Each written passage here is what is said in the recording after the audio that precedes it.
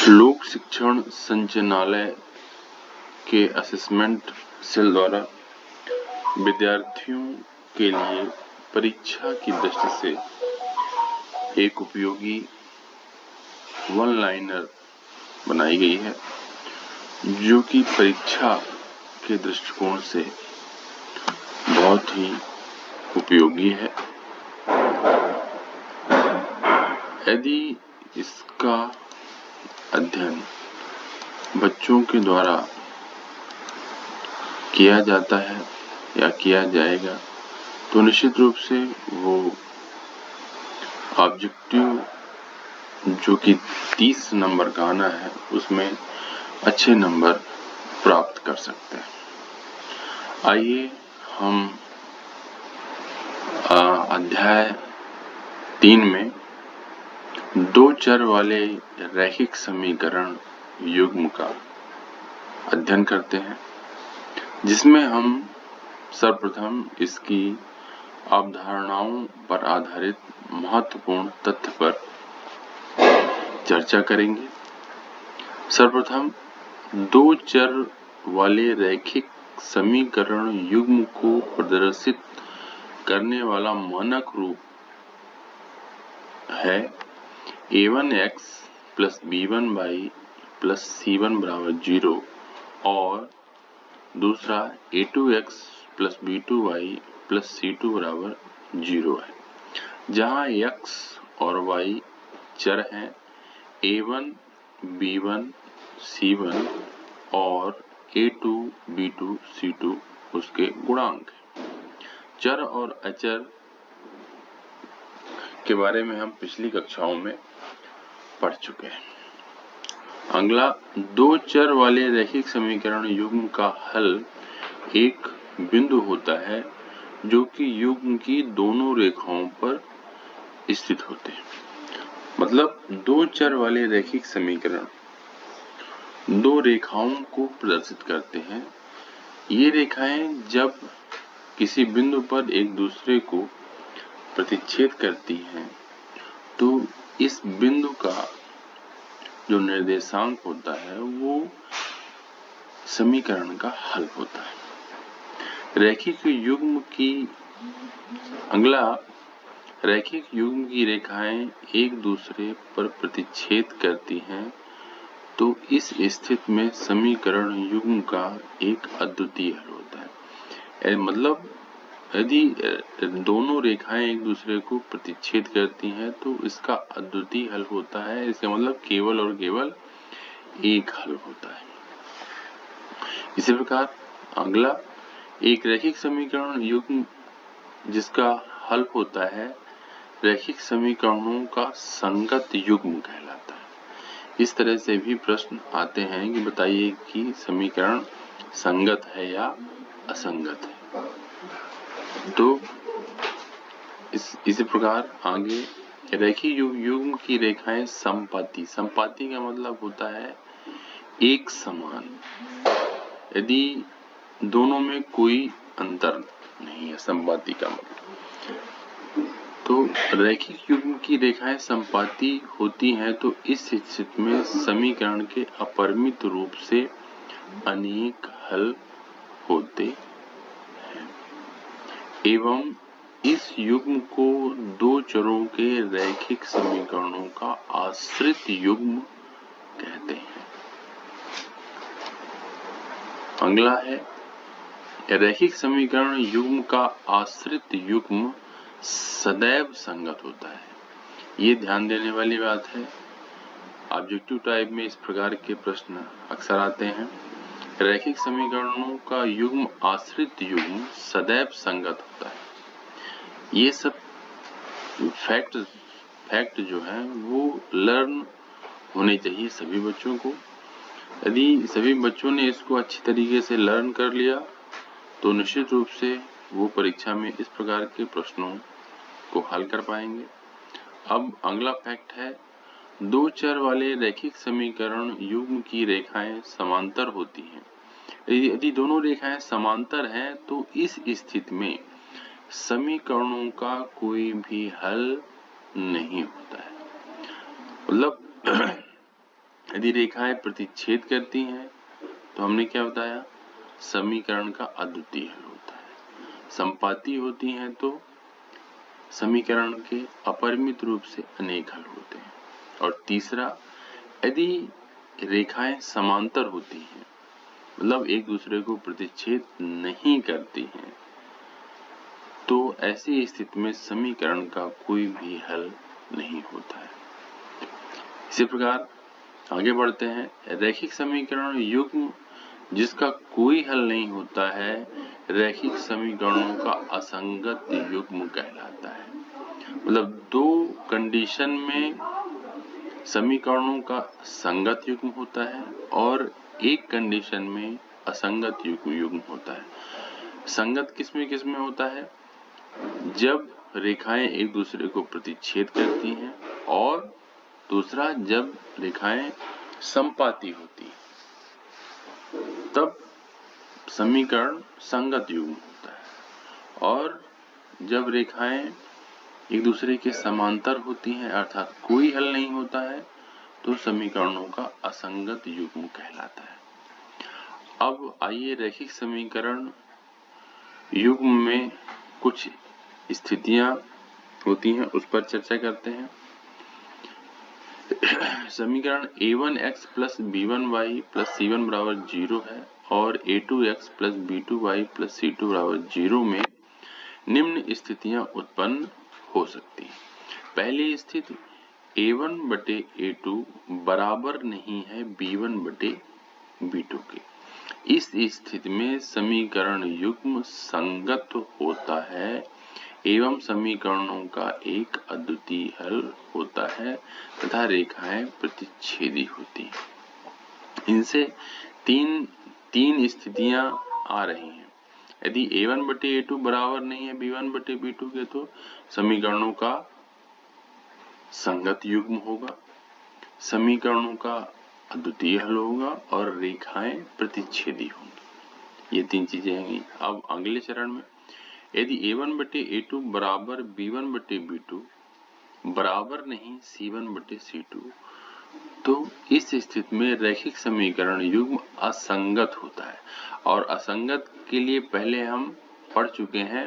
असंगत तब होता है जब निकाय का कोई हल नहीं होता, अर्थात रेखाएं समांतर होती हैं। अब तीसरी स्थिति में आते हैं। a1 बटे a2 बराबर b1 बटे b2 बराबर c1 बटे c2, यदि तीनों बराबर हैं तो इस स्थिति में समीकरण युग्म आश्रित या संगत होता है, अर्थात समीकरण के अनंत हल होते हैं और अनंत हल होने में रेखाएं संपाती होती हैं। रैखिक समीकरण युग्म के ग्राफीय विधि द्वारा हल में समीकरणों को ग्राफ में प्रदर्शित कर उनके प्रतिच्छेद बिंदु के निर्देशांक ज्ञात करते हैं, जो समीकरण युग्म कहलाता है। इस प्रकार हमारा ये अध्याय 3 के कुछ फैक्ट्स जो अभी हमने पढ़े हैं, इनको यदि सभी बच्चे अच्छे तरीके से लर्न कर लेते हैं तो निश्चित रूप से अध्याय 3 का जो हमारा चैप्टर है, दो चर वाले रैखिक समीकरण युग्म, इसमें अच्छे नंबर प्राप्त कर सकते हैं। आइए अब हम अध्याय 4 में द्विघात समीकरण की ओर चलते हैं। द्विघात समीकरण जो है वो द्विघात बहुपद का ही अगला रूप हम कह सकते हैं। आइए इसकी अवधारणाओं पर आधारित महत्वपूर्ण तथ्य पर हम चर्चा करते हैं। जब हम द्विघात बहुपद का जो मानक रूप होता है वो क्या होता है, ax square plus b1x plus c बराबर c।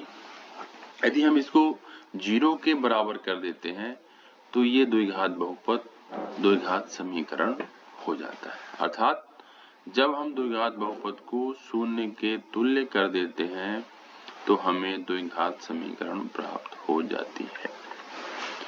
अगला, यदि px घात 2 का एक बहुपद है तो px बराबर 0 द्विघात समीकरण कहलाता है। px यदि घात 2 का बहुपद है तो px बराबर 0 क्या है? द्विघात समीकरण है। आगे चलते हैं। ax² plus bx plus c बराबर 0 जहां a b c क्या है? वास्तविक संख्याएं हैं। ये यहाँ पे ध्यान देने की बात है। a b और c क्या है? वास्तविक संख्याएं हैं जहां a बराबर नहीं है 0 के। मतलब x² का गुणांक 0 नहीं होगा। यदि x² का गुणांक 0 हो जाएगा तो वो द्विघात समीकरण नहीं होगा। इसलिए ax² plus bx plus c बराबर 0 में x² का गुणांक कभी भी 0 नहीं होता है। इसलिए इसके मानक रूप की जब हम बात करेंगे तो x² का गुणांक 0 नहीं होगा। आइए अब हम द्विघात समीकरण को कुछ उदाहरणों के माध्यम से समझते हैं। जिसे पहला है x² ऋण 3x ऋण 10 बराबर 0।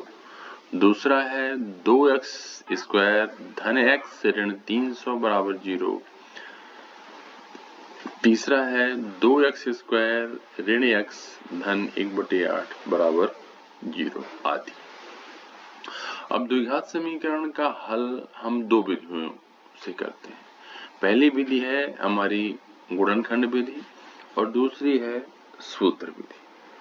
गुणनखंड विधि से हल करना हम पिछली कक्षा 9वीं में हम सीख चुके हैं और 10वीं में भी इसको पढ़ाया जा चुका है। हम ये मान के चलते हैं कि बच्चों से द्विघात समीकरण का गुणनखंड विधि आता होगा, लेकिन फिर भी हम इसकी थोड़ा सा चर्चा यहाँ पे कर रहे हैं। तो गुणनखंड विधि में जो हमारा मानक रूप है ax² plus bx plus c, जहाँ a बराबर नहीं है 0 को दो रैखिक गुणकों में गुणनखंड करके प्रत्येक गुणक को 0 के बराबर करके हल प्राप्त करते हैं, तो द्विघात समीकरण ax² धन bx धन c बराबर 0 के मूल प्राप्त होते हैं। उदाहरण के लिए 2x² धन x ऋण 300 बराबर 0 को हम दो रैखिक गुणकों x ऋण 12 और 2x धन 25 बराबर 0 के बराबर करते हैं। फिर x ऋण 12 को 0 के बराबर करके x का मान x बराबर 12 और 2x धन 25 को 0 के बराबर करके x बराबर ऋण 25/2 प्राप्त करते हैं। इसी प्रकार से सूत्र विधि, जो कि श्रीधराचार्य द्वारा 1025 में द्विघात समीकरण ax² धन bx धन c बराबर 0 जहां a बराबर नहीं है 0 को हल करने के लिए एक सूत्र को प्रतिपादित किया, जिसे द्विघात सूत्र कहते हैं, जो कि इस प्रकार है। x बराबर -b plus minus under root b² ऋण 4ac अपान 2a। उदाहरण के लिए एक हम द्विघात समीकरण लेते हैं। x² ऋण 3x ऋण 10 बराबर 0 को द्विघात सूत्र द्वारा हल करना। द्विघात समीकरण का जो मानक रूप है ax² धन bx धन c बराबर 0 से हम इस समीकरण की तुलना करते हैं। तो a बराबर क्या होगा?